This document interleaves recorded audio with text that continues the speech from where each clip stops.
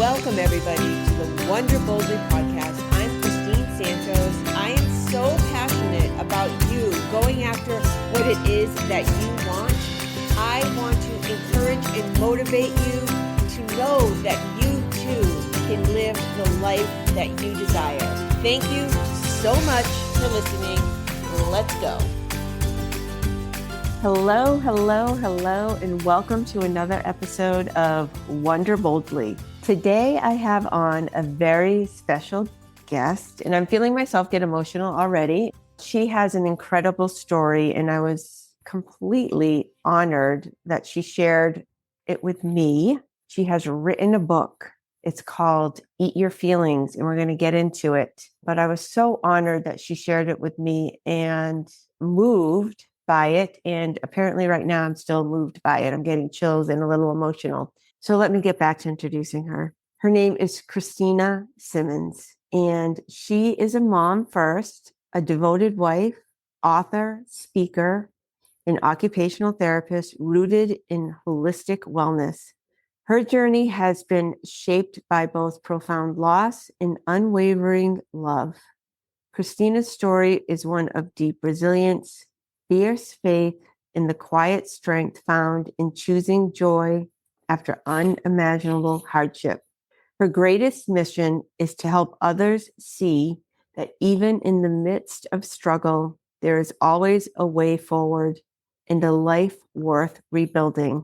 I am so honored, Cristina. Thank you so much for being here. Thank you for having me. And thank you again for writing a review that's going to be on the book jacket. Yeah. So we're forever connected. I love it. I love it. So exciting. And we will dive into the book and all the things, but I'll just kick us off with this book was such a page turner for me. And I'm not a page turner reader. I like to read. I don't finish a lot of books. I just couldn't put this down. And I just wanted to know everything that was happening every moment. And I think in my review, I wrote, it's like when you're sitting with a friend and you're listening and you're on the edge of your seat to every word and you don't want to move a muscle or anything because you don't want to miss a moment. And that's what it felt like reading this book. It's incredibly impactful, not only because it's such an inspiring, heart-wrenching and inspiring story, and also it really speaks to how I live my life. And that is when I'm out in the world, I'm always thinking, you don't know somebody's story, and always offering grace. And that's what I want to start with today and share with my audience, Cristina, that you have this incredible story. And thank you so much for sharing it with all of us and putting this book together. Tell us how you embarked on writing this book. I come from such a place of living in survival mode. That's where I feel like I really was for like the past 20 years. And so it's strange to me now. It's like I'm coming out of a fog, and the person I am now, it's almost like, there you are. Like, I've been looking for you. And sorry, hopefully I don't cry. I haven't cried on any of the podcasts yet, but for some reason, our friendship is more special. And if we cry, that's okay. You know, we're both getting teary. Yeah. That's a big part of why I wrote the book and why I titled it Eat Your Feelings, because I was eating my feelings instead of processing them. I was holding back all the tears. I was keeping down all the screams. I was trying not to be angry. And it manifested in physical, emotional, mental, spiritual. We just can't keep all that in. And I really hope that the book can help other people to love themselves again. And I think that is, we talk about perseverance and resilience and all those things, but it's really about loving you. It's about loving yourself, because I couldn't give my husband what he needed. I couldn't give my children what they needed. I couldn't give my extended family, my friends. I've had so much trouble with relationships over the years because I didn't even know what I needed. How am I supposed to know what a friend means or how to be a friend to somebody else? Because it seemed like everything was my fault. everything was because of me. We were talking about how you never know other people's stories. I think that all the time. So I think we all need to give each other a little more grace and a lot more love, for sure. And your book is going to have such incredible impact. People who read this book, they cannot escape not having that feeling of you don't know people's stories and what people are going through. And I really loved your praise for the book and it did make me cry, but what you said was exactly what I wanted people to feel. Like Well that done. was part of my intention when writing it. And it's so funny because I have had so much trouble loving myself, believing in myself over the years. And so now I have read the book so many times, but about probably maybe the third time I read it, it really hit me. I was like, wow, this is really good. And then it was almost like, who wrote that? That didn't come from me. And I think that it really is a testament that this is God's story. And I'm just the one that's telling it. So I'm grateful and feel very honored for him to choose me to do that. Yeah, for sure. And so tell us what you want to share with us right now on the podcast, some of your story, some of the things that you shared in the book. So my husband and I were married quite young, 22 and 23. And we never really talked about having kids, probably because we're engaged by 3 months and then married within the year that we met. So our romance was really fast. And it was one of those things where I never knew what people were talking about when they said, you just know, until I just knew. And I think I fell in love with him before I ever saw his face. I didn't even know what he looked like. We talked on the phone for 3 weeks, but all that's in the book. I'll let y'all read that later. But when I was 25, we were pregnant with our first child. And at about 6 months along, we found out that we carried a very rare gene that made very sick babies. And so our first daughter lived for 3 days. And I was both grateful and it was heart wrenching to have that extra time with her. We didn't think she'd even make it through the birthing process, but it gave time for my family to fly in and for everybody to be able to say goodbye to her in person, which was a blessing. And then I had a miscarriage shortly after that. And then the year following, we lost another baby girl to the same genetic disorder, which only was a 75% chance of, or only a 25% chance of a sick baby, but 75% chance of a healthy baby. So that's why we tried again. That's why nobody discouraged us from not trying. That same year that our second daughter passed away, we were blessed with adopting twins who are now 21 years old. My girls, the best Christmas present that we ever got. They were born on Christmas. And it took me 4 years to talk my husband into a lot of poking and prodding and nagging, I guess is wives do. And so he finally gave in, probably is a better term. And we tried again. And then it happened the third time. We have a baby boy who also passed away. But God had been working through all of this. He's always working behind the scenes. But our son, our adopted son, was born 4 months after we lost our last baby. He was then later diagnosed with autism, which set me on a whole different career trajectory because I could not find help for him. He was very challenging to raise, kicked out of every daycare school we were ever in. He was very dysregulated, very sensory, still doesn't eat a whole lot of foods, and just very awkwardly, socially awkward. But he would have, like when he was little, he would have these screaming fits, severe separation anxiety from me. It was so couldn't find help for him. And so I said, I'm just going to go back to school at 39, trying to raise 3 kids and be a wife and work, and seemed like a great idea. Ended up getting my master's degree in occupational therapy. And so I'm currently working in the school system with other kids like my Judson and able to help other families like us. Because I always say, I wish I had had a me when I was going through that. I didn't know what to do with them. My girls were angels and never had any trouble in school. And that's not completely true, but not emotional or social trouble in school. They had other troubles. And so it was really hard. But I love occupational therapy because of the holistic approach to everything. And so that's how we live our life now. in the midst of all that, depression, anxiety, physical ailments, I had fibromyalgia-like symptoms. I had migraines for a long time. I had panic attacks at the very beginning. And then my husband and I started to not be communicating. And life gets very lifey, especially when you have twins and then you have a special needs child and you forget that your partner is more than just you going to pick up the kid or you're going to go get him from school or you're going to. He ended up being unfaithful. But that was the turning point in my journey to really look inward and say, I'm not holding up my end of the bargain. Like, I have not been there for him. I haven't been there for the kids. And I realized that I really was just on autopilot. And one of my regrets is that I don't remember a lot of the kids' childhood because I was just going through the motions. You know what I mean? And I read a lot of books on grief and other people's story about loss and all those kind of things.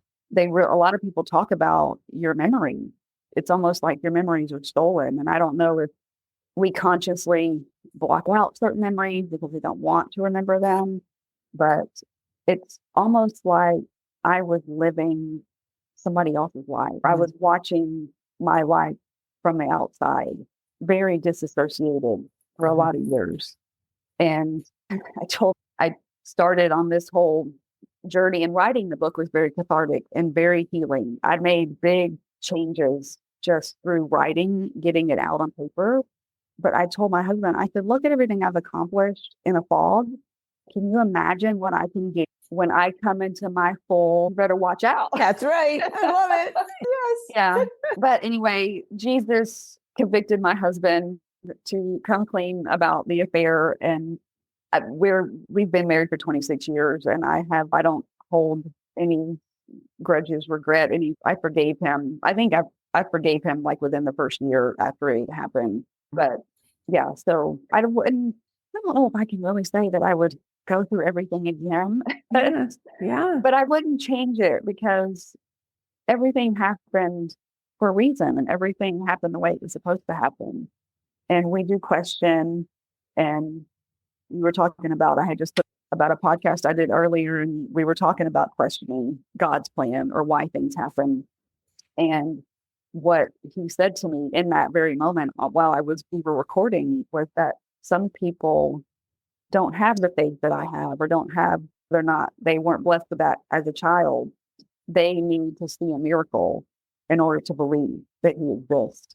And so if I can be a little part of that miracle, I'm doing my job.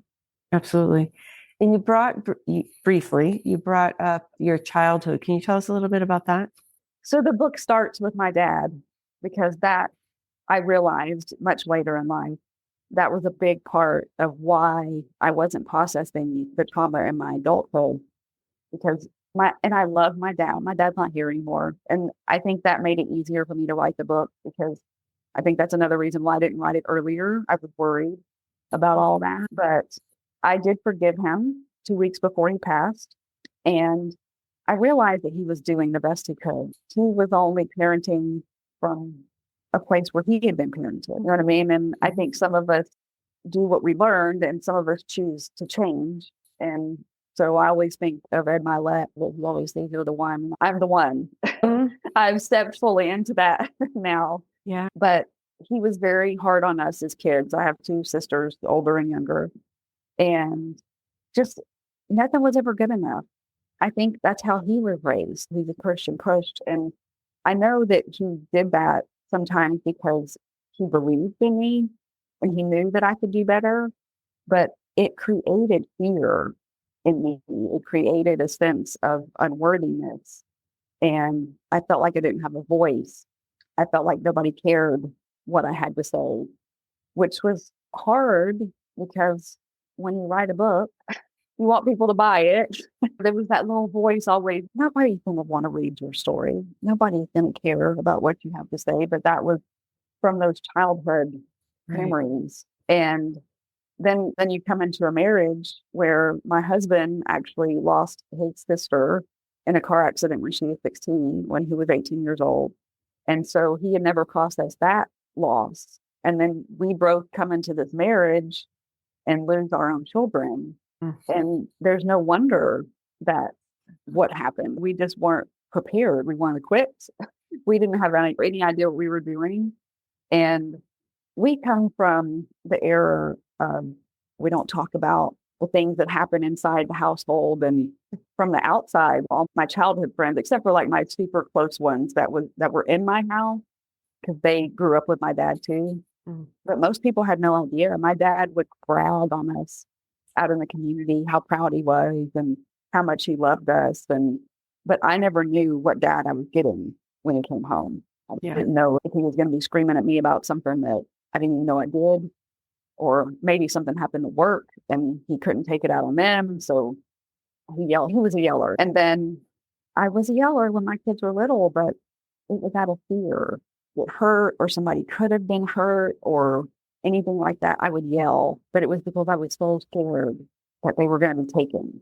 That's what I had experienced with our biological children.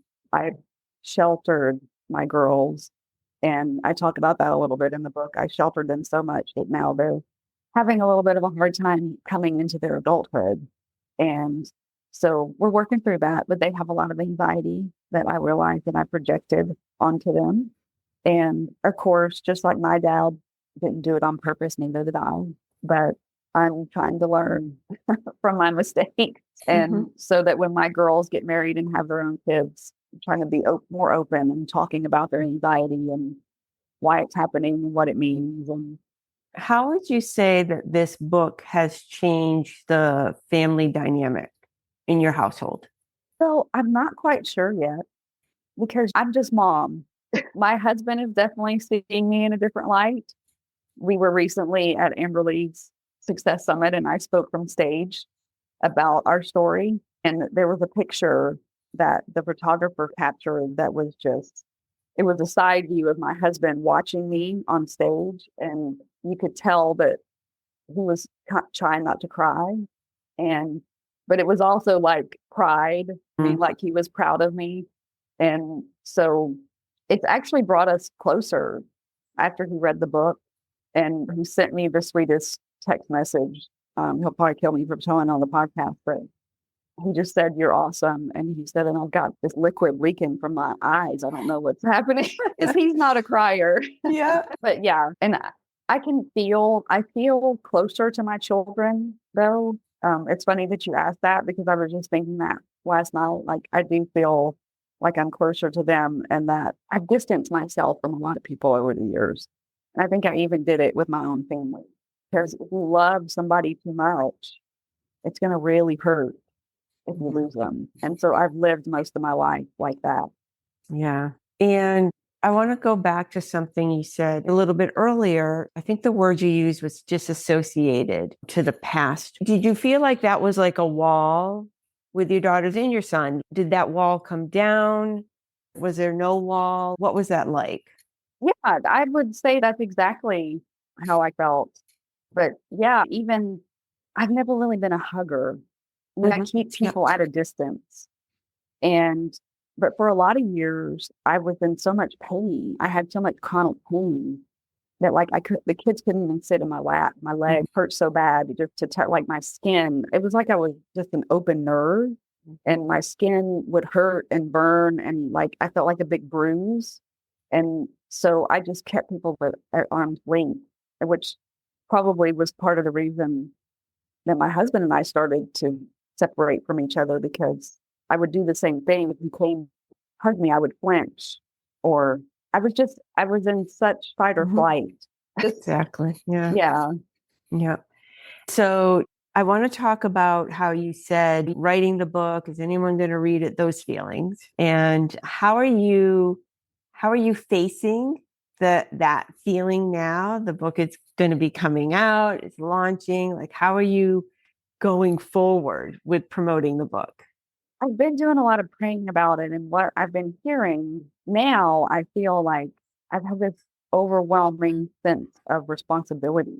You know what I mean? Yeah. And that's what kind of God keeps giving me signs or like people like you telling me things, that it's going to make such a big difference. And so It's not about me anymore.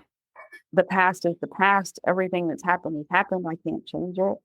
But if me coming through it can help somebody else, then that's what I've got to focus on. And so I've been doing lots of podcast interviews, and I'm hoping to do some maybe local press here in our area and maybe a couple book signings. I haven't figured everything out yet. I'm just really trying to enjoy. This is the first summer I've had off from like work, my day job, and because I'm in the school system now, and the timing, it's just, it can't be coincidence. You know what I mean? Like God put all these things right, like they were supposed to be, like everything's coming out when I'm off work. And so I have extra time. And what I've been really trying to focus on this summer is just relaxing. Like, I don't I'm know. so glad. Yes. I don't know how to relax. Yeah. I know. You know what I mean? I know, yeah. I've always been so tense all these years. I just felt like a ball of, and so now if I don't have anything to do, I just tell myself, you don't have anything else to do. Just sit here. You can watch a show. You can read a book. You know what I mean? Like, Yes. you can sit outside. You can go for a walk. Because before, if I was watching TV and I had my phone and I had my computer and I had a book and I'm like, why am I doing 14 things at once? Yeah. My brain was just all over the place. Would you attribute that to the trauma? For sure. And also, I've got to find somebody else who says this. I got to look this up. But I feel like I went into early menopause because of all the trauma and not processing it. Because if you think about just the body keeps the score and all my other physical symptoms, all my gut problems, I ate better than anybody else I knew. You know what I mean? I don't drink. I've never smoked. I've never done drugs, like none of those things. And I was always inflamed. I was always puffy and my joints hurt. And I just got so tired of trying so hard to take care of myself. And I still felt terrible. And it wasn't until I really moved through these feelings, I don't have those symptoms anymore. And I did work with a functional medicine coach, and I love her and I thank her. And I'm so grateful for her. But I think that it was because it was in tandem with the emotional healing that the physical healing could really take root, because I had done a lot of those things before and they never stuck. So I think, and part of her program, she really looks at more than just the physical, obviously. She goes into spiritual and mental and all that thing. So, and that's another thing I want people to understand. This is not easy work, but you're worth it. That's what I finally had to figure out. Like, I'm not going to apologize anymore for keeping myself alive. I'm the only one who can take care of me. So I had to really turn inward and figure out all the people and put them together in the right places. I want to ask you a question now, and then after the launch, maybe a few months after, we'll have you back on. I want to ask you the question again, and that is right now, today and time. How would you describe yourself? Happy, which is strange for me to say. And I know that happy can take on many different forms or ways to describe it, but I feel in alignment. I've always felt I was searching for something. I've been searching for something like my whole life. And I even asked my husband one time, are we going to be just searching forever? Because that was probably before we had adopted. So it was after our second daughter passed away, and I just felt, is this how life is going to be? Like, it's going to feel like something's missing my whole life. Now, I don't know, I'm just happy. That's so I don't great. know how else to describe it. That's so great. And what would you say, again, now, today and time, current, is your strongest quality? Intuition. I have really learned to listen to that little voice and to trust it. And for the listeners of Wonder Boldly, what would you give as advice to somebody who doesn't feel like they're tapped into their intuition? How does one do that? If you're questioning it, then that means you need to start. I think that's what I try to remember. If something just pops into my head, then I'm like, oh, where'd that come from? That must mean something. And for a lot of years, I kept trying to figure out, was that God telling me that, or that's the devil trying to throw me off track? But really learn to look yourself in the eye in the mirror. That was a big turning point for me because I realized that I was not looking at myself. I was getting ready. I was putting my makeup. I was fixing my hair. I was looking at my clothes. But I was not looking at me in my eyes. And so that I think is where I would start. You don't even have to say anything to yourself. Because that and it's so funny how uncomfortable that is. We shouldn't feel that way. We really shouldn't feel all this. So just start with looking at yourself in the eyes and I think, like you just said, I'm just going to echo it. It's a lot harder than you think it is. So, okay, look at myself in the mirror, but try it. Really look at yourself, like you said. And I'm not putting my makeup on, looking at my clothes. It's like really look at yourself. Yeah. And what is an area for you? You're launching the book, and we put myself right on your team. We're going to get it out in the world. Be on my team, girl. Be on my team. And how do you want to feel as you're launching the book and when it's launched out into the world? How do you want to feel? I want to just be able to take like a breath out, like a sigh, just say, okay, you did it.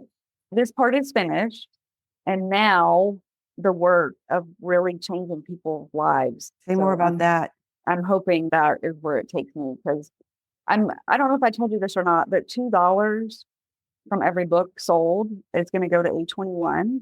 It's a global organization against human trafficking. I didn't write this book to make money. You know what I mean? Like, if you get $2 to them, and then Amazon's going to take this, and then you're not going to make any money. I'm like, I'm not planning on making any money off the book. If I make some, that's fine. But I want the book to be a launching place for podcast interviews and speaking engagements, and for me to create like a mastermind. And I even see myself like hosting writers retreats. Is that not crazy? Yeah. I love that. Yeah. I want to help maybe other people write books and look into being a ghostwriter maybe, and just see where all this goes. Yeah. All of this has been coming like in the last week. And like just the more that I allow myself to be open, all of these things come in and they feel good. Like before, I would be so overwhelmed that I would just be stuck in fear and be paralyzed, and like I wouldn't do anything. And now I can go relax and watch a movie and not be worried about. But that's weird to me. I know. It's weird to me to not be worried. I have been worried my whole life. Like, and that you're not, what I want to say to the person listening is you're not meant to live that way. You're not meant to be worried about every little thing every single day. That is not how life is supposed to be. We're supposed to be joyful and helping others and serving and doing all the things that you want to do. As we wrap up, I like to honor the family members. So if you're comfortable in doing that, I'd really love it if you would, if you're comfortable, of course, if not, that's fine. But if you would name your family members and just honor them for the episode. Yeah. So our children that are in heaven are Kaylin, that was our first daughter. Caden was our second. And then DJ was our little boy that passed away. We call him DJ because we named him after my husband, which is a junior. So we named him Donald Renly Simmons III, but we call him DJ for Donnie Jr. And then my girls are Danny and Dory, which are nicknames because they don't like their full names. That's fine. Danica and Dorian are their full names. But we've always called them Danny and Dory. And then my Judson, who is just, he's the coolest kid. He's been a pain, but he really is the coolest kid. And I'm forever grateful to live in his world, to be allowed to live in his world and to see life through his eyes in a much different perspective. Oh, my husband, Donnie. Yeah, can't forget him. He's a major player. Sure. I don't know what I would do without him. He really is my biggest cheerleader and has been my biggest supporter through everything. I think I even forgot to talk about the cancer part. They can read that in the book. Yes. Yes, they can read it in the book. So tell us, how do they get the book? Where do they find out more about you? All the things. So I'm having a virtual book launch on July 3rd. That's when we're going to launch it and hopefully lots of people buy it at one time and sort of kick it off.